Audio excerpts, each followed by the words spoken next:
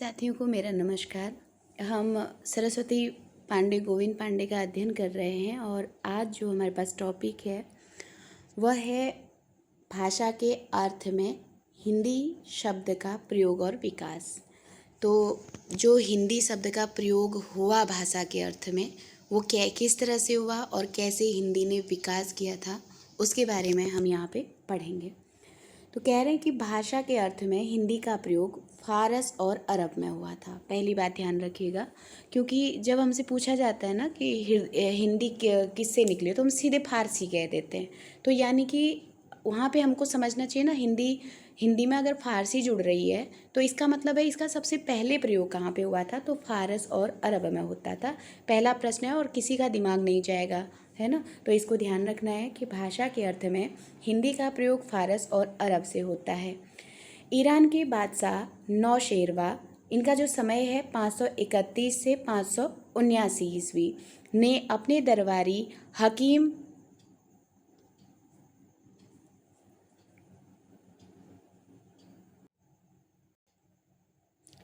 ये कह रहे हैं कि ईरान के जो बादशाह थे नौशेरवा, इनका समय 531 से 579 है। इन्होंने अपने दरबारी हकीम बजरोया, ये दिख नहीं रहा था तो इसको आप लोग ध्यान रखेंगे, यहाँ पे बजरोया शब्द है, ठीक है, बजरोया।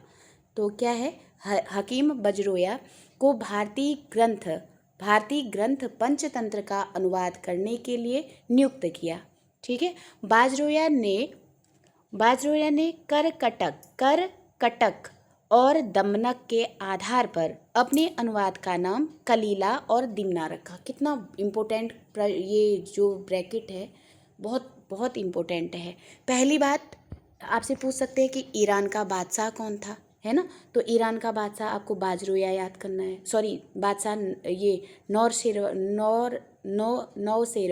है ना, नौशेरवा याद करना है, ठीक है। इनका समय से कोई इतना वो नहीं है कि हमको समय याद करना है, लेकिन ये 531 से 579 है। मोटा मोटा आप हिंदी की व्युत्पत्ति की बात हो रही है तो वही 500-700 के बीच की होगी। बजरोया और ये नौशेरवा का समय इतने आसपास होगा, आप ध्यान रखिएगा 500-700 के बीच में, है ना। तो थोड़ा सा आपको हिंट के रूप में 31, 79 थोड़ा थोड़ा माइंड में रहेगा तो आप उसको वहाँ पे कर ले जाएंगे।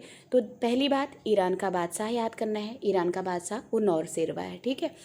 और नौशेरवा इनका जो दरबारी वो था, अपना दरबारी को कह रहे हैं, तो कौन दरबारी था इनका जिनको इन्होंने भारत भेजा है, तो इसका नाम हमको याद रखना है, ये बाजरोया है ना, बाजरोया। तो ये बाजरोया कौन है, हकीम बाजरोया करके इनका नाम आ रहा है, ये आपको याद रखना है। इन्होंने किसका अनुवाद करने के लिए भारत भेजा, मोस्ट इंपोर्टेंट, भारतीय ग्रंथ का अनुवाद जिसका नाम है पंचतंत्र, ठीक है। ये पंचतंत्र ग्रंथ को याद रखना जो विष्णु शर्मा का ग्रंथ है, ठीक है। तो हमारे भारतीय ग्रंथ विष्णु शर्मा द्वारा लिखित पंचतंत्र का अनुवाद करने के लिए भेजा किसने, नौशेरवा ने। किसको भेजा, बाजरोया को भेजा, ठीक है। कहाँ भेजा, भारत में भेजा, और भारतीय ग्रंथ पंचतंत्र का अनुवाद करने के लिए भेजा। यहाँ कभी पूछ लेता है कि पंचतंत्र किसका है तो विष्णु शर्मा करके आ जाता है। बाजरोया जो थे ये आए तो इन्होंने क्या किया, करकटक और दमनक के आधार पर, ठीक है, करकटक और दमनक के आधार पर अपने अनुवाद का नाम कलीला और दीमना रखा। अब इनके वहाँ पे कुछ होता होगा जो करकटक और दमनक करके हैं, उन्हीं को लेकर के उसको आधार दे करके तो करकटक से कलीला और दमनक से दिमना रख लिया, ठीक है। तो यहाँ 2-4 प्रश्न बन रहे हैं, इनको ध्यान रखिएगा। आगे क्या कह रहे हैं, कलीला व दिमना जो बाजरोया ने नाम रखा था, इसकी भूमिका नौशेरवा के मंत्री थे बुचर्ज मिहिर ने लिखी थी। अब एक नाम इनके साथ और जुड़ गया, है ना, 3 लोग जुड़ गए, क्रम से याद रखना। ईरान का बादशाह है, उसका नाम नौशेरवा है, उसका जो दरबारी है उसका नाम बाजरोया है, यानी कि पूरा नाम कहें तो हकीम बाजरोया है। तीसरा नाम जुड़ रहा है मंत्री बुजर्च का, है ना, बुजर्च। अब ये बुजर्च को क्यों जोड़ रहे हैं, क्योंकि बजरोया ने जब कलीला और ये दिमना करके जब उसको किया था ना, कर्कटक और दमनक के आधार पर जो अनुवाद कर रहे थे पंचतंत्र का, तो उसका इन्होंने जब कलीला दिमना के रूप में जब अनुवाद कर रहे थे, तो उसकी जो भूमिका होती है, अक्सर होती है ना, आपने नाटक कहानी या उपन्यास पढ़े होंगे, तो उसमें कभी कभी हम पढ़ लेते ना कि इसकी भूमिका भलाने ने लिखी है ना। जैसे एक में हम महादेवी वर्मा की भी रचना पढ़ते हैं जहाँ पे उनकी भूमिका हरिऔध ने लिखी आता है, या ऐसे ही आपने बहुत सारे नेट जेआरएफ में लगे हुए वो कहानी उपन्यास देखे होंगे जिसमें भूमिका लिखने वाले अलग अलग लोग होते हैं, ठीक है। तो वैसे ही इनके वहाँ पे जो मंत्री था नौसेरवा की वहाँ के दरबारी भी है और नौसेरवा के वहाँ का ही मंत्री भी है जिसका नाम है बुचर्ज। ये नाम याद रखिएगा। बुचर्ज मिहिर ने वो जो कलीला और दीमना लिखा था बाजरोया ने, उसकी इन्होंने क्या की थी, भूमिका लिखी थी। भूमिका में कहा गया कि यह अनुवाद ज़बाने हिंदी से किया गया है। अब ध्यान रखिएगा, भूमिका लिखने वाले अगर मंत्री बुचर्ज हैं तो अगर प्रश्न बन जाता है कि जो नौसेरवा के जो दरबारी थे हकीम बाजरोया, उन्होंने जो पंचतंत्र का अनुवाद किया था कलीला और दीमना में, उसमें ज़बाने हिंदी किसने कहा था कि जो अनुवाद है इनके द्वारा किया हुआ वो ज़बाने हिंदी में किया गया है, तब आपको बुजर्च नाम याद रखना है, ठीक है। यहाँ बाजरोया का कोई लेना देना नहीं है क्योंकि ये भूमिका की बात हो रही है। भूमिका लिखने वाले अगर बुचर्ज हैं तो वहीं पर बुचर्ज ने क्या कहा है कि जो ये अनुवाद यानी कि कलीला और दीमना करके जो अनुवाद हुआ है ये ज़माने हिंदी में किया गया है, ठीक है, ज़माने हिंदी में। अब इम्पोर्टेंट प्रश्न यहाँ पे क्या बनेगा कि सबसे पहले आपको जो जैसे प्रश्न बना रही हूँ उसको ध्यान से सुनिए। जैसे ईरान के बादशाह कौन थे, तो ये बादशाह नौशेरवा थे, ठीक है। इन्होंने किस दरबारी कवि को भारत में भेजा था, तो आपको याद होना चाहिए हकीम बाजरोया को। किस लिए भेजा था, तब आपके दिमाग में आना चाहिए कि हकीम बाजरोया को भारत भेजने का मकसद क्या था, तो भारतीय ग्रंथ पंचतंत्र का अनुवाद करने के लिए। पंचतंत्र किसकी रचना है, विष्णु शर्मा की है, ठीक। और इन्होंने बाजरोया ने किसके आधार पर पंचतंत्र का अनुवाद किया था, तो ध्यान रखिएगा कर्कटक और दमनक, ये दो नाम आएंगे, ठीक है। इनके उसमें कुछ होता होगा ईरान में, तो कर्कटक और दमनक के आधार पर इन्होंने अनुवाद किया था। अब ये पूछेंगे कि बाजरोया ने कर्कटक और दमनक के आधार पर अगर बदलाव किया था ना, तो उसका नाम क्या दिया था, बिल्कुल मिलता जुलता, कर्कटक की जगह कलीला और दमनक की जगह दीमना नाम से लिखा था, ठीक। अब बनता है कि कलीला और दीमना की भूमिका किसने लिखी थी, तो नौसेरवा के ही मंत्री बुजर्च ने लिखी थी, ठीक है, बुजर्च ने लिखी थी।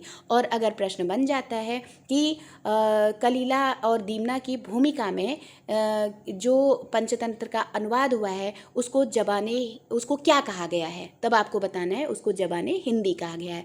किसने कहा है, तब आपका प्रश्न आ जाएगा मंत्री बुचर्ज मिहिर ने कहा है। क्यों कहा है, क्योंकि भूमिका उन्हीं के द्वारा लिखी गई है, इसलिए उन्होंने ज़बाने हिंदी नाम से पंचतंत्र के अनुवाद को बताया है, ठीक है। इतनी बातें क्लियर हो गई होंगी। आगे देखते हैं।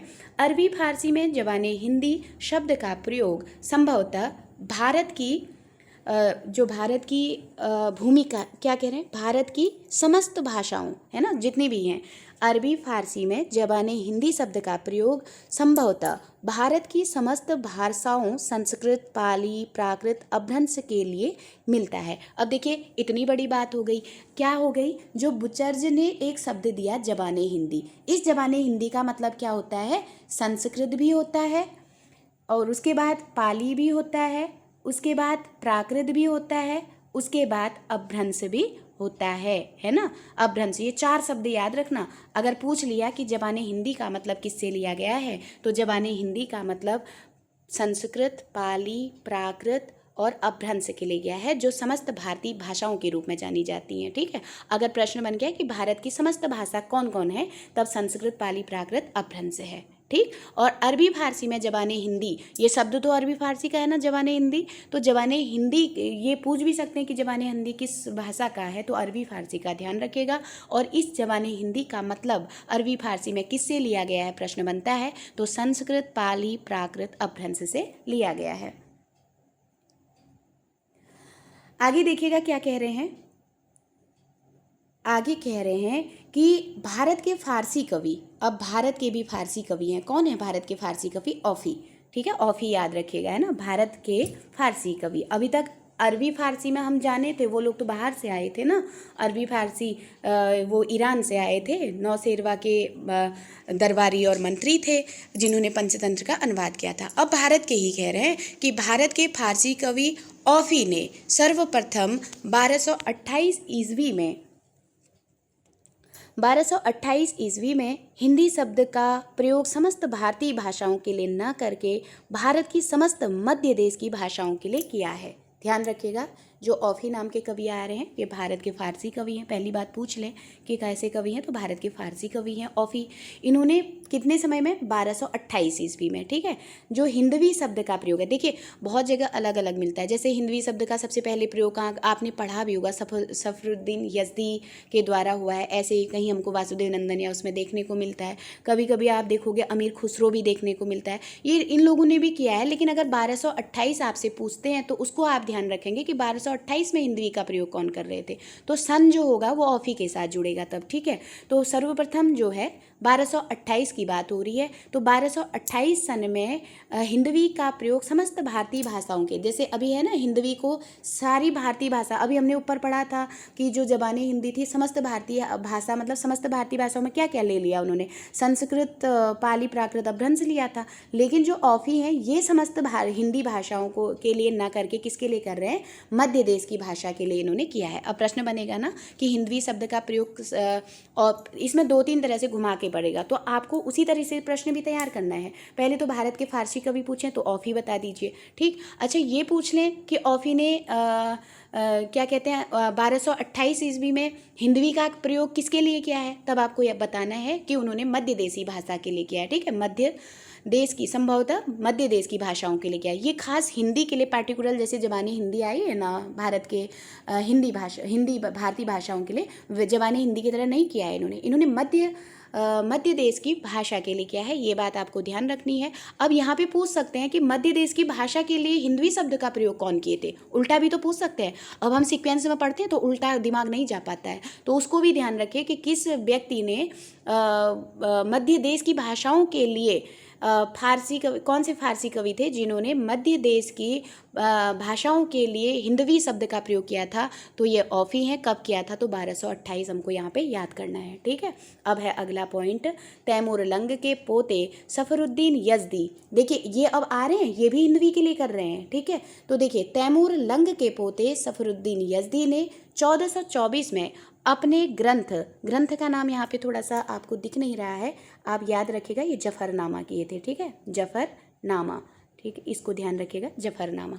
तो तैमूर लंग के पोते थे सफरुद्दीन यज़दी, इन्होंने 1424, देखिए 12 के बाद सीधे 14 आ रहा है ना, तो 12 के बाद 14 और वहाँ 28 है, तो यहाँ 24 आ रहा है, तो 1424 में कौन कर रहे हैं? सफरुद्दीन यज़दी कर रहे हैं। इनका ग्रंथ है जफरनामा। उसमें जफरनामा में विदेशों में हिंदी भाषा के अर्थ में, ठीक है, जफरनामा में विदेशों में हिंदी भाषा के अर्थ में हिंदी शब्द का प्रथम प्रयोग किया है। वो जो ऊपर पढ़े थे वो हिंदवी था और ये जो करे हैं हिंदी करे हैं, लेकिन कहीं कहीं पर मैंने हिंदवी भी इनका देखा हुआ है ना। तो हिंदवी या हिंदी, आप यहाँ अगर गोविंद पांडे पढ़ रहे हैं तो इसी को आप ध्यान में रखिएगा, हिंदी शब्द का प्रयोग पूछा जा रहा है, ठीक है। और खुसरो में भी हिंदवी मिलता है, वो का ही प्रयोग मिलता है, ठीक। तो आप औफी को याद रखिए हिंदवी के लिए, और हिंदी के लिए यहाँ पे सफरुद्दीन यज़दी को रखा है। कब? 1424 में। किस ग्रंथ में? जफरनामा में। विदेशों में इन्होंने क्या किया? हिंदी भाषा के अर्थ में हिंदी शब्द का प्रयोग किया। तो इसमें क्या हो गया? अब देखिए सफरुद्दीन यज़दी कौन थे? ये तैमूर लंग के पोते थे। पहली बात, तैमूर लंगा आपने सुना होगा, है ना। तो तैमूर लंग के पोते का नाम क्या है? सफरुद्दीन यज़दी है। सफरुद्दीन यज़दी ने 1424 में अपने किस ग्रंथ में, विदेशों में, ये विदेशों में वो शब्द का प्रयोग किया ना, हिंदी भाषा के अर्थ में हिंदी शब्द का प्रयोग किए हैं, तो आपको बताना है जफरनामा में। क्या बताएंगे? जफरनामा, ठीक है। अब पूछेंगे जफरनामा कब का लिखा हुआ है, तब आपको क्या कहना है? 1424 में लिखा है इन्होंने, है ना। 1424 में अपने ग्रंथ जफरनामा में इन्होंने हिंदी भाषा के अर्थ में हिंदी शब्द का प्रयोग करना। याद रखना, सफरुद्दीन के उसमें केवल हिंदी शब्द मिल रहा है, ठीक, और औफी को उसमें हिंदवी मिल रहा है, उनके उसमें 12-28 है, तो इनके उसमें 14-24 है। अब पूछेंगे कि इन्होंने हिंदी शब्द का प्रयोग कहाँ किया है ना। अब उल्टा पूछेंगे, उल्टा भी देखिए कि सफरुद्दीन यज़दी ने हिंदी शब्द का प्रयोग सबसे पहले किस ग्रंथ में किया है, तो जफरनामा में किया है। प्रश्न पूछा जाएगा कब किया है, क्योंकि ये कब और किस ग्रंथ ये तो महत्वपूर्ण हो जाता है ना। तो कब किया और किस ग्रंथ में किया तब आपको बताना है। जफरनामा में 14-24 में कर रखा है, ठीक है। आगे देखेंगे, डॉक्टर धीरेन्द्र वर्मा द्वारा संपादित हिंदी साहित्य कोश भाग 1।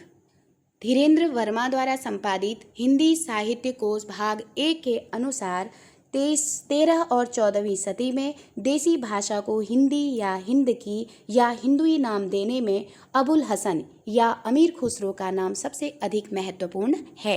ये तीनों कवियों का एक एक करके हमको चीज़ें बताई हैं, हिंदी, हिंद की, हिंदुई, है ना। अब ये अमीर खुसरो के लिए आ रहा है, लेकिन मैंने कोई एक ग्रंथ है, मुझे अभी याद नहीं आ रहा है, उसमें उन्होंने भी हिंदवी शब्द का प्रयोग किया है, ऐसे जिक्र मिलता है अमीर खुसरो के लिए भी, है ना। लेकिन हमको सीक्वेंस में याद करना है। हिंदवी ऑफी ने सबसे पहले प्रयोग किया तो 1228 में किया, और हिंदी शब्द वी हटा दिया, हिंदी शब्द का प्रयोग यज़दी ने किया। कब किया? 1424 में किया। और किस में किया? जफरनामा में किया, ठीक है। अब आ रहे हैं क्या कहते हैं, अमीर खुसरो का नाम आ रहा है। इन्होंने हिंदी जो देसी भाषा है उसके लिए हिंदी, हिंद की या हिंदुई, हिंदी, हिंद की या हिंदुई, ठीक है। हिंदी सफरुद्दीन यज़दी वाला भी लिया, हिंद की भी कहा, उसको हिंदुई भी कहा।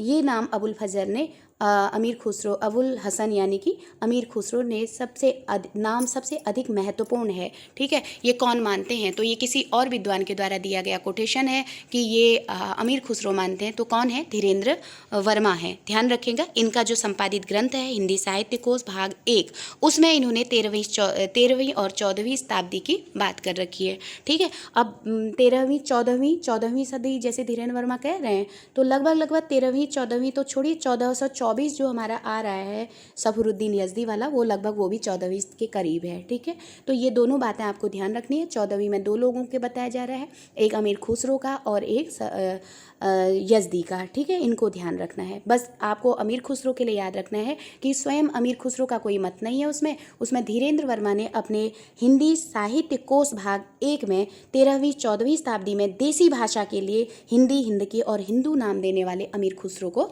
माना है, इन्होंने धीरेन्द्र वर्मा ने। आगे देखेंगे, डॉक्टर भोलानाथ तिवारी और उदय नारायण तिवारी ने, अब ये 2 लोगों का नाम आ रहा है। धीरेन्द्र, उन्होंने तो अमीर खुसरो को मान लिया है ना। अब कह रहे हैं भोलानाथ तिवारी और उदय नारायण तिवारी ने भाषा के अर्थ में खुसरो द्वारा प्रयुक्त हिंदी को संदिग्ध माना है। अब ये तो मान ही नहीं रहे हैं। धीरेन्द्र वर्मा जहाँ ये कह आए कि जो हिंदी है हिंद की है और हिंदवी है, ये अपने साहित्य कोश में उन्होंने बताया कि ये अमीर खुसरो ने किया इसका प्रयोग। लेकिन ये कह रहे हैं, कौन है जो उसको काट रहे हैं धीरेन्द्र वर्मा वाले मत को कि वो नहीं है या ये संदिग्ध है। तो दोनों विद्वानों का नाम याद रखेगा, भोलानाथ तिवारी और उदय नारायण तिवारी। ये दोनों कहते हैं कि जो हिंदी है वो संदिग्ध है। उक्त दोनों विद्वानों ने हिंदी शब्द के प्रयोग को भारतीय मुसलमान के अर्थ में रेखांकित किया। अब यहाँ एक इम्पोर्टेंट प्रश्न है कि किसने अमीर खुसरो द्वारा प्रयुक्त हिंदी, हिंदवी को असंदिग्ध माना? तो ये भोलानाथ तिवारी और उदय नारायण तिवारी हो गए, ठीक है। दोनों तिवारी यहाँ पे आ जाते हैं जो असंदिग्ध मान रहे हैं उसको। लेकिन यहाँ पे एक प्रश्न और बनता है, किसने हिंदी शब्द का प्रयोग, जो हिंदी शब्द है, किन विद्वानों ने हिंदी शब्द का प्रयोग भारतीय मुसलमानों के लिए रूढ़ कर दिया? कहा कि ये भारतीय मुसलमानों के लिए हिंदी शब्द आता है। ये भी उदय नारायण तिवारी और भोलानाथ तिवारी मानते हैं, ठीक है। एक एक प्रश्न बहुत महत्वपूर्ण है। अब देखिए, ये कोटेशन है भोलानाथ तिवारी जी की, तो ये डिट्टो ऐसे ही पूछी जा सकती है, तो पूरा इसको ध्यान रखेंगे। भोलानाथ तिवारी जी का कथन कह रहे हैं कि खुसरो ने हिंदी शब्द का प्रयोग भारतीय मुसलमानों के लिए किया है। अभी पढ़ा ना ऊपर हमने कि इन दोनों ने हिंदी का जो प्रयोग है वो हिंदी शब्द देसी भाषा के संदर्भ में, जैसे धीरेन्द्र वर्मा अगर इनके बारे में जब बता रहे थे खुसरो के बारे में, तो अमीर खुसरो के लिए उन्होंने कहा कि जितनी भी देसी भाषाएं हैं ना, जो देश में बोली जा रही हैं, यानी कि देसी भाषाएं जितनी भी हैं, उसके लिए खुसरो ने हिंदी, हिंद की या हिंदुई नाम दिया, क्योंकि उन्होंने देश की भाषा से जोड़ा हिंदी को। किसने? धीरेन्द्र वर्मा ने अपने साहित्य कोश में। लेकिन भोलानाथ कहते हैं कि यह असंदिग्ध है, मतलब इसमें आप संदिग्ध ये चीज़ें हैं कि ये सत्य नहीं है, ये असंदिग्ध है ना। वो कहते हैं कि ये मुसलमानों, इनका जो है हिंदी का प्रयोग जो है वो भारतीय मुसलमान के रूप में हुआ है। ठीक, अब उसका कारण उनकी कोटेशन में ही सुनिए कि कैसे उन्होंने हिंदी का अर्थ भारतीय मुसलमान के लिए जोड़ा है। कहते हैं कि खुसरो ने हिंदी शब्द का प्रयोग भारतीय मुसलमान के लिए किया है। और हिंदवी शब्द देखिए आया ना, हिंदवी शब्द मैंने आपको बताया था कि इनके लिए हिंदवी शब्द का भी प्रयोग होता है। हिंदवी शब्द का मध्य देशी भाषा के लिए, यह हिंदवी शब्द वस्तुतः हिंदुई या हिंदुई है ना, जो उन्होंने हिंदुई कहा था, जो हिंदुई है। जब आपने वहाँ इनका पढ़ा था ना धीरेन्द्र वर्मा का, तो एक तो उन्होंने हिंदी बोला था, है ना, उसके बाद एक हिंदकी बोला था, ये बोला था ना हिंदकी, और एक बोला था हिंदुई। 3 शब्द दिए थे उन्होंने ना। तो जो ये हिंदुई शब्द है इसको क्या बता रहे हैं भोलानाथ कि ये हिंदवी है। क्या बुला रहे हैं, हिंदवी से जोड़ रहे हैं। और ये हिंदवी से जोड़ते हुए इसको किसका बता रहे हैं, मध्य देशी भाषा का बता रहे हैं। ये चीज़ें क्लियर रखेगा, वरना बहुत डाउट क्लियर करेगा। जो धीरेन्द्र वर्मा ने जिसको हिंदुई कहा, हिंदुई, उसको भोलानाथ कह रहे हैं कि वो हिंदवी है। और यही हिंदवी जो है अमीर खुसरो के वहाँ वो मध्य देशी है। और जो ये हिंदी है ये मुसलमानों के लिए, मुसलमानी भारतीय मुसलमान के लिए है। ठीक है, ये चीज़ क्लियर हुआ होगा। फिर उसके बाद क्या कह रहे हैं कि हिंदुई, हिंदू धन ई, ठीक है, हिंदुवी या हिंदुई, हिंदू धन ई अर्थात हिंदुओं की भाषा। हिंदुई का मतलब क्या होता है, हिंदुओं की भाषा। और हिंदुई शब्द के प्रयोग के कुछ दिन बाद हिंदी यानी अर्थात भारतीय मुसलमानों की भाषा के लिए कदाचित हिंदी शब्द चल पड़ा। वही जो हिंदवी थी वो फिर क्या चल गई, कह रहे हैं मुसलमानों की भाषा के रूप में, हिंदी के रूप में चल पड़ी। ठीक, अब आगे देखिए, आगे ये कथन एकदम आप मोस्ट कर लीजिएगा। इन्होंने पहले बताया कि किस तरह से मैंने मुसलमानों के अर्थ में लिया है अमीर खुसरो के हिंदी को, है ना, उसका रीज़न दे रहे हैं। अब वहाँ आप 3 शब्द उनके पढ़े हैं धीरेन्द्र वर्मा ने, उन्होंने 3 शब्द दिया, एक हिंदी दिया, एक हिंदकी दिया और एक हिंदुई दिया। तो जो हिंदी शब्द था वो मुसलमानों के लिए, जो हिंदी शब्द उनका आया ना, तो बता रहे हैं कि पहले वो हिंदुई था, हिंदुई या हिंदकी या हिंदुई था। और वही हिंदुई क्या था, कह रहे हैं मध्य देशी भाषाओं के लिए प्रयोग होता था पहले। लेकिन बाद में हिंदवी से जो ई, वो वी है, वो हट गया और हिंदी बच गया। जब वो हिंदी में आया तो फिर वो मुसलमानी, भारतीय मुसलमानों की भाषा के लिए चल पड़ा, कह रहे हैं। ऐसा मत किसका है, भोलानाथ तिवारी का है। अब ये मत में आप उदय नारायण के साथ नहीं जाएंगे क्योंकि ये भोलानाथ का कथन है। हिंदी कवि नूर मोहम्मद ने लिखा है। अब ये तो आपने हिंदी साहित्य का इतिहास जब पढ़ा होगा तो उनकी इंद्रावती और अनुराग बांसुरी आपने रचनाएं पढ़ी होंगी, तो वहाँ पे इनका मिलता है ये पंक्तियाँ ना कि हिंदू मग पर पाँव न राखो, जो का जो बहुत है हिंदी भाख्यो, है ना। अब यहाँ पे इन पे आक्षेप लगाया था ना इनके मुसलमान कवियों ने कि आप मतलब अब अपने मुसलमानी उसके लिए लिखिए, अब भारत के लिए कोई काव्य ना लिखो, रचना ना करो। तो ये बोलते हैं ना, हिंदू मग पर पाँव न राखे, का जो बहुत है हिंदी भागो, वहीं पे बोलते हैं। ठीक, आगे देखिएगा, ये पंक्ति बहुत इंपॉर्टेंट है। अगर पूछ लें कि हिंदू मग पर पाँव न राखो, काजो बहुत है हिंदी भाग्यो, किसकी पंक्ति है, नूर मोहम्मद की है। आगे देखिएगा, आगे कह रहे हैं कि 18वीं सदी तक हिंदी मुसलमानों की भाषा न रहकर हिंदुओं की भाषा की ओर झुक गया था। अब ये इम्पोर्टेंट है ना, हिंदी 18वीं सदी, अब सूफिया आपके कब आ रहे हैं, तब तक हिंदी मुसलमानों की भाषा कह रहे हैं। लेकिन 18वीं में जब मुसलमानों का वो ख़त्म हो रहा है ना, तो वो हिंदुओं की भाषा की ओर झुक गया, कह रहे हैं। ये बात ध्यान रखेंगे। तो सूफी आप जहाँ पे पढ़ते हैं सूफी रचनाएँ, तो उनका समय यही होगा। अगर जायसी वायसी को पढ़ते हैं तो 1540-40 के आसपास आते हैं सूफी। और सूफी कवियों ने हिंदी भाषा का प्रयोग अपने मुसलमान भारतीयों के लिए कह रहे हैं, है ना। तो ये जो थे मुसलमान भारतीय ही तो सूफी जितने भी रचनाकार हुए हैं ये क्या थे, सारे मुसलमान भारतीय थे। तो यहाँ पे आकर के ये लोग हिंदू भारतीयों के टाइटल लिख करके सूफी रचनाएं कर रहे थे, है ना। तो जब 18वीं सदी आई, जब इनका समय चला गया, तो वही जो हिंदी शब्द मुसलमानों की भाषा थी, कब, जब सूफी साहित्य लिखा जा रहा था, तो उस समय जब वो उनकी भाषा थी, कह रहे हैं 18वीं सदी में वो उनकी भाषा न रह करके हिंदुओं की भाषा बन गई थी। ध्यान रखेंगे, ये पूछा जा सकता है कि मुसलमानों की भाषा न रहकर हिंदी शब्द का प्रयोग भारतीय या हिंदुओं की भाषा के लिए कब हुआ था, तो ये 18वीं सदी में हुआ था। ठीक है, अब पहले ही भोलानाथ तिवारी और उदय नारायण क्यों जोड़ रहे हैं, क्योंकि सूफी कवियों में हिंदी शब्द का प्रयोग हुआ था मुसलमानों के लिए, इसलिए जोड़ रहे हैं उसको, ठीक है, ध्यान रखिएगा। और सूफी साहित्य पहले लिखा गया था 18वीं से पहले, तो इसलिए जब पहले लिखा गया था तब तक वो हिंदी को मुसलमानों के लिए जोड़ रहे थे, और जैसे ही 18वीं सदी आती है, मुसलमानों का वो समाप्त हो जाता है सूफी परंपरा, तो फिर 18वीं से ये हिंदुओं की भाषा के रूप में झुक गई थी, कह रहे हैं। 19वीं सदी मध्य के पूर्व तक हिंदी का प्रयोग उर्दू या रेखता के समानार्थी रूप में चल रहा था। अब ध्यान रखिएगा, कब तक ये हिंदी का जो प्रयोग था वो उर्दू या रेखता के समानार्थी चल रहा था। अब ये एकदम से ख़त्म नहीं हो रहा था, लेकिन जब 19वीं सदी का जब तक मध्य पार्ट नहीं हो गया था, 19वीं शताब्दी के मध्य तक जो हिंदी शब्द था ये किसके समानार्थी चल रहा था? उर्दू और रेखता के। ध्यान रखेंगे, इंपॉर्टेंट है। अब पूछेंगे कि कहाँ तक ये हिंदी शब्द जो थी किसके समानार्थी चल रहा था, पूछेंगे ना कि 19वीं सदी में जो हिंदी थी ये किसके समानार्थी चल रहा था, है ना, समान अर्थ दे रहा था, तो उर्दू और रेखता के। उर्दू मूलतः तुर्की शब्द है, पिछली बार बना हुआ प्रश्न है 21 में, है ना, किस भाषा का शब्द है पूछा गया था। उर्दू तुर्की शब्द है जिसका अर्थ होता है शाही शिविर या खेमा, है ना। आपने टेंट या तंबू ये सब सुना होगा, तो जहाँ पे मतलब जो राजा लोग होते हैं उनका जो शिविर लगा रहता है या खेमा लगा होता है उसको क्या कहते हैं? उर्दू कहते हैं, कह रहे हैं। उर्दू मूलतः तुर्की शब्द है और उर्दू का मतलब क्या होता है, कह रहे हैं शाही शिविर या खेमा। अब ये आज तक तो ये पढ़ा था कि उर्दू किस भाषा का शब्द है पूछा जाता था, है ना, तो झट से हम लोग लगा देते थे कि ये तुर्की भाषा का शब्द है। लेकिन अब अगर पूछ लिया कि उर्दू का जो शाब्दिक अर्थ होता है वो क्या होता है, तो ये किसी का ध्यान नहीं जाएगा कि शाही शिविर या खेमा उर्दू को कहते हैं, है ना। तो उर्दू का जो मूलतः वो होता है किस भाषा का शब्द है, तो तुर्की का है। और अगर पूछे कि उर्दू का अर्थ शाब्दिक क्या होता है, तो शाही शिविर होता है या खेमा होता है। अब यहाँ पे कथन आ रहा है ग्राहम वेल और ताराचंद्र का। ये दोनों नाम एकदम से ध्यान में रखिएगा।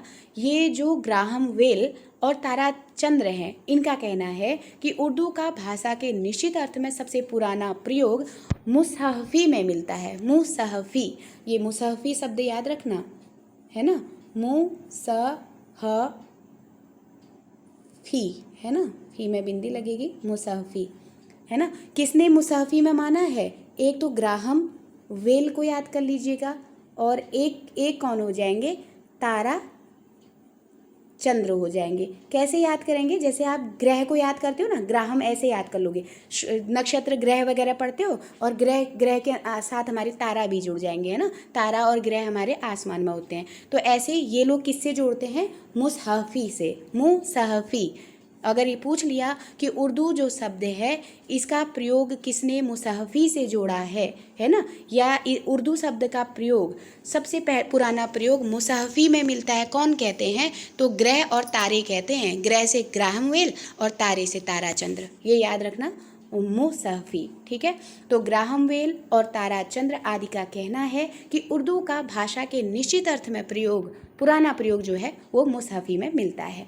कैसे मिलता है? ये मुसहफ़ी की एक पंक्ति दे रहे हैं, देखिए, खुदा रखे जबां हमने सुनी है, मीर वो मिर्ज़ा की कहे किस मुँह से, हम मुसहफ़ी उर्दू हमारा, है ना। तो ये जो है मुसहफ़ी में इसका प्रयोग मिलता है। ये मुसहफ़ी की ही पंक्ति इन्होंने यहाँ पे रखी हुई है, ठीक। इसको याद रखिएगा कि किसने मुसहफ़ी में मुसहफ़ी उर्दू, ये देखो, खुदा रखे जबां हमने सुनी है, मीर वो मिर्ज़ा की कहे किस मुँह से, हम मुसहफ़ी उर्दू हमारी है। तो ये किस में मिलता है? मुसहफ़ी में ही ये लाइन मिलती है। और किसने इसको माना है कि उर्दू का सबसे पहला जो प्रयोग है वो मुसहफ़ी में मिलता है? तो ग्रह तारे माने हैं, ठीक है। मुसहफ़ी में कौन मानते हैं? ग्रह तारे माने हैं। ग्रह से ग्राहम वेल हो गए और तारे से तारा चंद्र हो जाएंगे।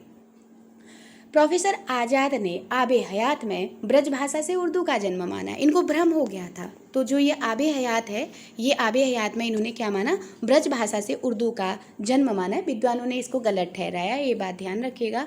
तो जैसे आबे हयात है ना, आबे हयात एक रचना समझ लीजिए, तो इस आ से आज़ाद याद कर लीजिए, क्योंकि इसमें आज़ाद आ ही रहा है ना। तो प्रोफेसर आज़ाद ने आबे हयात में ब्रज भाषा से उर्दू का जन्म माना है। तो आबे हयात में, तो आज़ाद, आबे हयात, और आबे हयात में जो ब्रज भाषा है, ये ब्रज भाषा को किससे निकला हुआ माना है? ये ब्रज भाषा से उर्दू का निकला माना है इन्होंने, है ना, उर्दू निकली है। छोटा सा ट्रिक याद रखिएगा। तो ये आबे हयात आज़ाद की रचना है। आज़ाद ने आबे हयात में क्या कहा कि जो ब्रजभाषा है उससे उर्दू निकली है। ये असंभव बात है ना। ब्रजभाषा से उर्दू का जन्म मान रहे हैं तो गलत मान रहे हैं। तो ये चीज़ यहाँ पे पूछेंगे कि किसने आबे हयात में ब्रजभाषा से उर्दू का जन्म माना है। तो आबे हयात में ब्रजभाषा से उर्दू का जन्म मानने वाले विद्वान कौन थे। तो आबे हयात जैसे ही आएगी ना तो तुरंत आबे का आ ले लेना, आज़ाद ने मान रखा है। ठीक है। रेखता का फारसी में अर्थ गिरा हुआ या गिरा कर बनाया हुआ ढेर होता है। ये प्रश्न बहुत बार पूछा है, रेखता का अर्थ क्या होता है। ठीक है, इसका मतलब या तो गिरा हुआ होता है या तो ढेर होता है। गिरा कर बनाया हुआ ढेर, चाहे गिरा हुआ कह लो चाहे ढेर। तो दो शब्द याद कर लीजिए कि रेखता का अर्थ गिरा हुआ या ढेर होता है। भारत में रेखता शब्द का प्रयोग पहले छंद और संगीत में हुआ करता था, लेकिन जिस रेखता को गिरा हुआ या ढेर कहते हैं भारत में उसी रेखता का प्रयोग किसके लिए होता था, छंद और संगीत के लिए। अब देखिए, एक हम बोल रहे हैं कि जो रेखता होती है ना, रेखता जो होती है इसका अर्थ क्या होता है, गिरा हुआ, है ना, गिरा हुआ या ढेर होता है कह रहे हैं। ठीक है, या ढेर। लेकिन अगर रेखता का प्रयोग भारत में पूछें, भारत में क्या कहते हैं, इसको छंद या संगीत कहते हैं। इसका अर्थ क्या मानते हैं, छंद और संगीत मानते हैं। कितना अंतर है इसमें देखिए, एक को गिरा हुआ या ढेर कह रहे हैं, है ना। वैसे ये मूल अर्थ है उसका कि रेखता का जो मूल अर्थ है वो क्या होता है, गिरा हुआ या ढेर है। लेकिन इसी रेखता को भारत में क्या कहा जाता था कह रहे हैं, तो संगीत और छंद के रूप में इसका प्रयोग किया जाता था कह रहे हैं। ठीक है, आगे क्या कह रहे हैं, रेखता नाम 18वीं सदी से प्रारंभ होकर 19वीं सदी के मध्य तक उर्दू के लिए चलता रहा। और बाद में अब ये पूछेंगे ना कि पहले तो रेखता का जो सामान्य अर्थ था उर्दू के लिए नहीं था, सामान्यतः रेखता गिरा या ढेर के लिए होता था। लेकिन जब भारतीय परंपरा में रेखता का प्रयोग हुआ कह रहे हैं तो वहाँ पे छंद और संगीत के रूप में हुआ। लेकिन इसी रेखता का प्रयोग उर्दू में कब से कब तक चला, तो 18वीं शताब्दी से लेकर के 19वीं शताब्दी तक ये रेखता जो है उर्दू के लिए चलता रहा। ठीक है, बाद में ये उर्दू के लिए चलने लगा। तो 3 बातें आपको रेखता से याद करनी है। 3 बातें आप क्या याद करेंगे, सबसे पहले एक रेखता को याद कर लीजिए। रेखता का पहली बात गिरा हुआ या ढेर याद कर लीजिए ना। मतलब छोटा छोटा, जितना छोटा कर सकते हैं, गिरा हुआ या ढेर कह दे, ये मूल अर्थ है इसका। लेकिन भारतीय अर्थ में अगर पूछे, अगर भारतीय अर्थ में पूछ देते हैं रेखता का मतलब, दूसरा पॉइंट है भारतीय अर्थ में क्या बोलेंगे इसको, भारतीय अर्थ में छंद या संगीत के लिए प्रयोग हुआ ये, है ना। भारतीय अर्थ में रेखता का प्रयोग छंद और संगीत में हुआ। अगर रेखता को 18वीं से 19वीं के बीच में अगर पूछते हैं तो ये उर्दू के लिए प्रयोग हुआ था। ये 3 बातें आपको याद रखनी है। ठीक है, सबसे पहले अर्थ पूछे तो गिरा हुआ या पड़ा हुआ या ढेर। ठीक, और अगर भारतीय अर्थ में इसका भारतीय लोगों ने या भारतीय उसमें इसका क्या मतलब लिया गया, तो छंद और संगीत से इसका रेखता का मतलब लिया गया। और अगर पूछे 18वीं 19वीं में इसी रेखता का किस उसमें प्रयोग होने लगा, तो तब उर्दू के रूप में इसका प्रयोग होने लगा। ठीक है, मोस्ट इम्पोर्टेंट है। अब आगे देखिएगा, आगे कह रहे हैं कि हिंदी का नवीन अर्थ में लिखित प्रयोग सर्वप्रथम कैप्टन टेलन ने सन 1812 ईस्वी में फोर्ट विलियम कॉलेज के वार्षिक विवरण में किया है। देखिए, अब यहाँ एक नया नाम हमको मिल रहा है, कैप्टन टेलन, है ना, कैप्टन टेलन। हिंदी का नवीन अर्थ में लिखित प्रयोग, देखिए हिंदी का नवीन अर्थ ध्यान रखिएगा, यहाँ नए अर्थ की बात हो रही है। अभी तक तो हिंदी जोड़ी जा रही थी कहीं मुसलमानों के उससे, है ना, कहीं भारतीय मुसलमानों के उसमें जोड़ी जा रही है, कहीं कहीं जुड़ रखी है। लेकिन हिंदी का नवीन अर्थ में लिखित प्रयोग कहाँ पे हुआ था, तो कैप्टन टेलन ने 1812 में फोर्ट विलियम कॉलेज के वार्षिक विवरण में दिया है। अब यहाँ पे फोर्ट विलियम का जिक्र आ रहा है तो ये बात ध्यान रखेंगे, फोर्ट विलियम की स्थापना कब हुई थी, 1800 के आसपास ना, 1800 के आसपास फोर्ट विलियम हुआ था। तो ठीक इसके 12 साल के बाद तो 1812 हो गया दोनों। तो 1812 में जो हिंदी शब्द है उसका प्रयोग क्या कह रहे हैं, जो सर्वप्रथम जो हिंदी शब्द का नवीन अर्थ में प्रयोग किसने किया था, कैप्टन टेलर ने किया था। और ये कहाँ किया था, फोर्ट विलियम कॉलेज के वार्षिक विवरण में इन्होंने दिया था। ठीक है, वार्षिक विवरण में। आगे कह रहे हैं कि वर्तमान में हिंदी शब्द मुख्य अर्थों में प्रयुक्त हो रहा है। अब ये कैप्टन टेलर वाला भी दिमाग में एक साइड पे बचा के रखेगा कि सबसे पहले नवीन अर्थ में, अगर बात यहाँ पे नवीन अर्थ की मोस्ट इम्पोर्टेंट है ना, कि हिंदी का नवीन अर्थ में कहाँ पर प्रयोग हुआ सर्वप्रथम या किसने किया, तो कैप्टन टेलर ने किया। और कहाँ किया था, तो फोर्ट विलियम कॉलेज में किया। और कहाँ पर किया, तो वार्षिक विवरण में किया है ना, फोर्ट विलियम कॉलेज का जो वार्षिक विवरण होता था उसमें किया है। वर्तमान में जो हिंदी के मुख्यतः निम्न अर्थों में प्रयुक्त होता है, जैसे हिंदी साहित्य के इतिहास ग्रंथों में। अगर यहाँ पे हम लोग जो इतिहास ग्रंथ पढ़ते हैं उसमें हिंदी हरियाणा, हिमाचल प्रदेश, उत्तराखंड, दिल्ली, राजस्थान, उत्तर प्रदेश, मध्य प्रदेश, बिहार की भाषा, इस पूरे क्षेत्र को हिंदी प्रदेश कहते हैं। अब ये कितना इम्पोर्टेंट हो गया। अब आपको क्या कहते हैं प्रदेशों को याद करना है कि कौन कौनों को हिंदी प्रदेश कहा गया है। अभी वर्तमान की बात हो रही है। वर्तमान में अगर हिंदी प्रदेश कहे जाते हैं, जिसको आपने पढ़ा होगा, है ना, जैसे आप लोग क वर्ग, ख वर्ग या ग वर्ग करके जब भाषा का विभाजन करते हैं तो क वर्ग में जितने भी आपके प्रदेश आते हैं वो हिंदी प्रदेश कहलाते हैं। ख वर्ग में थोड़ा सा मिक्सअप हो जाता है, जिसमें अंग्रेजी भी और हिंदी भी दोनों मिल जाएंगे। लेकिन ग वर्ग ऐसा रहेगा जो केवल और केवल इंग्लिश वाला होगा या अन्य लैंग्वेज वाला, है ना, वो निखालिस, मतलब उसका हिंदी का इन्वॉल्व उसमें नहीं रहेगा। तो ऐसे जो वर्ग करे हैं उसमें जो आपके क वर्ग की लैंग्वेज होती हैं, क वर्ग वाले प्रदेश होते हैं, उन्हीं को हिंदी प्रदेश कहा जाता है। और ये क वर्ग में बोले जाने वाले जो प्रदेश है ना, यहाँ पे हिंदी का प्रयोग इनके लिए होने लगा, ये बताया जा रहा है, ठीक है, वर्तमान में। अब आप कैसे याद करेंगे, देखिए, अगर हिंदी प्रदेश कौन से कहलाते हैं, आपके पास आता है ना कि हिंदी प्रदेश कौन से हैं, तो इसको याद करने का एक छोटा सा तरीका देती हूँ। यहाँ पे प्रदेश पूछा जा रहा है तो आप इसी प्रदेश से आप याद करेंगे, 3 आप प्रदेश निकालेंगे, इसमें से 3 आपके इसमें प्रदेश मिलेंगे। एक हिमाचल प्रदेश, ठीक है, एक हिमाचल प्रदेश, ठीक। दूसरा, अच्छा मैं इसको क्लियर करके अच्छे से समझा देती हूँ, ठीक। इधर देखिए, अगर आपको पूछे जाते हैं कि हिंदी प्रदेश कौन से हैं, हिंदी प्रदेश करके, ठीक है, तो इसमें आपको ध्यान देना है कि इसमें पहले तो इसी प्रदेश से आप 3 निकाल लो, ऐसे, है ना, तो 3 निकाल लो। तो इसमें पहले तो एक हिमाचल प्रदेश आ गया, हिमाचल प्रदेश, है ना, प्रदेश प्रदेश जुड़ रहा है। दूसरा आप क्या ले लेंगे इसमें, मध्य प्रदेश, है ना, एक मध्य प्रदेश आ गया।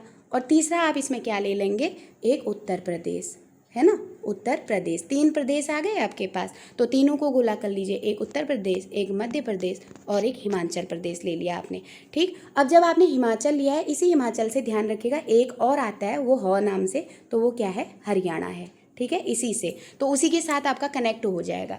तो पहले हिमाचल प्रदेश, 3 प्रदेश लीजिए और उसके बाद ध्यान रखिए कि इन्हीं में से एक से और निकलती है, जैसे हिमाचल से एक और निकल जाती है ह नाम से, तो हरियाणा हो गई। तो आपके पास 4 क्लियर हो गए यहाँ पे, है ना, 4 क्लियर हो गए। अब देखिए, अब आपके पास क्या बचा है, जो बचे हुए हैं वो है एक आपके पास उत्तराखंड बच गया, ठीक है, उत्तराखंड। एक आपके पास बच गया राजस्थान और एक आपके पास बच गया बिहार। ये आपके हिंदी प्रदेश निकल गए, क्योंकि 3 आप आसानी से याद कर लेंगे। अगर 3 प्रदेश को और एक आप उसी प्रदेश हिमाचल प्रदेश से ही ह से हरियाणा याद निकाल लेंगे तो 4 आप निकाल ले रहे हैं। अब बच क्या रहा है, एक उत्तराखंड का भाग, एक राजस्थान का भाग और एक बिहार का भाग, है ना, तो उनको ले लिया आपने। तो ये जो प्रदेश आपके पास आ गए, तो ये क्या है, हिंदी प्रदेश। अब यहाँ एक बात ध्यान रखिएगा, क्योंकि इनसे प्रश्न बनता है कि कौन से हिंदी प्रदेश हैं। अब धीरे धीरे आपको जैसे ट्रिक बताई थी वही दिमाग में लाइए। जैसे एक पहले हिमाचल प्रदेश, है ना, फिर इसके बाद एक हमने किया था मध्य प्रदेश, है ना, मध्य प्रदेश। फिर हमने किया था एक उत्तर प्रदेश, है ना, एक उत्तर प्रदेश। अब इसी हौ से एक और लिख लिया हरियाणा, ठीक है, हरियाणा। अब हरियाणा लिख लिया तो एक उत्तराखंड, उत्तराखंड, है ना, और फिर उसके बाद एक लिख लिया राजस्थान और एक यहाँ पे लिख देंगे बिहार। ये देखिए कितने आ गए, 4, 5, 6, 7। ये 7 जो प्रदेश हैं ये हिंदी प्रदेश आपके कहलाते हैं, ठीक। इसको क्लियर करिए। आगे कह रहे हैं कि वर्तमान भारतीय साहित्य में हिंदी शब्द भारतीय संघ की राजभाषा यानी कि संघ की राजभाषा देवनागरी लिपि में हिंदी होगी। ये तो आपको पता है ना, जो वर्तमान हिंदी है वो किस में लिखी जाती है, देवनागरी लिपि हिंदी में लिखी जाती है। भारतीय संविधान अनुच्छेद 343 तथा राष्ट्रभाषा के नाम पर द्योतक है ना, जो 343 से हम 51 तक पढ़ते हैं, राष्ट्रभाषा के नाम से ये द्योतक है, कह रहे हैं। ये चीज़ क्लियर हो गया होगा। आगे देखिएगा, हाँ, तो आगे अगला टॉपिक जो आ रहा है हिंदी की बोलियों से आ रहा है। यहाँ से भी बहुत प्रश्न बनता है कि कौन उकार है, कौन उकार है। तो इस टॉपिक को कल करते हैं। एक छोटा सा हमने टॉपिक यहाँ पे समाप्त किया है। तो क्योंकि भाषा वाला जो पोर्शन है ना, यहाँ से प्रश्न बनने की संभावना रहती है, इसलिए प्रयास रहता है कि छोटा छोटा टॉपिक पढ़ो, लेकिन 2-3 बार सुनो, 2-3 बार उसको करो, तो वो कंठस्थ होना चाहिए ताकि एक भी प्रश्न वहाँ से गलत ना हो। तो क्लास कैसी लगी आप ज़रूर कमेंट करिएगा, और कोशिश करिएगा कि आप एक आध लोगों को जोड़ते रहिए ताकि मुझे भी इसको आगे बढ़ाने में उत्सुकता बनी रहे, ताकि मैं भी नई नई वीडियो इसमें लाती रहूं। थोड़ा मनोबल मेरा भी घटता है जब संख्या बहुत कम होती है पढ़ने सुनने वालों की। तो आपसे रिक्वेस्ट है कि एक आध लोगों को जोड़ने का ज़रूर प्रयास करिएगा। तो बहुत बहुत धन्यवाद, आभार।